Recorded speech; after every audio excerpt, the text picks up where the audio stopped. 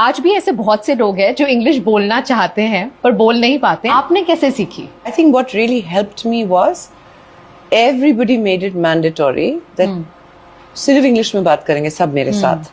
So the whole Miss Universe organization only spoke in English. And I'd say I didn't understand that word. Yeah. Write it down. Please find out what that word means. Yeah. It's called vocabulary. तो जो बात यहाँ पर Sushmita sir ने बोली है वही real learning का सीक्रेट है. दरअसल मिस यूनिवर्स के समय उनके अराउंड बहुत सारे ऐसे लोग थे जो कि उनसे इंग्लिश में बात करते थे, थोड़ी हाई लेवल, थोड़ी कॉम्प्लिकेटेड इंग्लिश.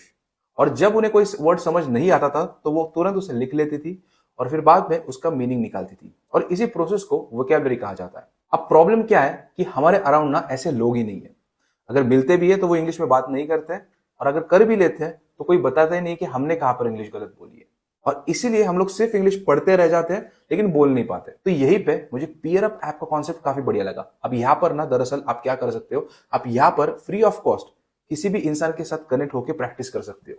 आपको बस स्टार्ट ह्यूमन कॉल पे क्लिक करना है और फिर आप रियल इंसान के साथ जुड़ जाओगे और एकदम बिना प्रेशर के नेचुरल कॉन्वर्सेशन से आप उनके साथ प्रैक्टिस कर सकते हो. उससे बढ़िया चीज मुझे ये लगी कि यहाँ पर जो भी आप कॉन्वर्सेशन करोगे उसके बाद आपको एक स्क्रिप्ट मिलेगी जहां पर आपने क्या क्या गलतियां करी वो आपको समझ में आएंगी, और कैसे कोई सेंटेंस आप बेहतर बोल सकते थे ये भी आपको बताया जाएगा. फिर कहां पर आप अपनी प्रोनाउंसिएशन इंप्रूव कर सकते हो, और साथ ही में आपको छोटी छोटी एक्सरसाइजेस भी मिलेंगी जिनकी वजह से आप अपनी गलतियों को तुरंत सुधार सकोगे. तो एक बात तो है कि जो काम सुष्मिता सेन मैन्युअली करती थी, वर्ड्स को लिखना, फिर उनका मीनिंग ढूंढना, तो वही काम आपके लिए ये ऐप यहाँ पर कर देता है ऑटोमेटिकली. तो अगर आप 2026 में अपने इंग्लिश को सच में इंप्रूव करना चाहते हो तो सबसे पहले तो आपको इंग्लिश बोलनी पड़ेगी, उसके बाद गलतियां करनी पड़ेंगी और उन गलतियों से सीखना भी पड़ेगा. अब मुझे पता है कि आप सबको ऐप का नाम जानना है.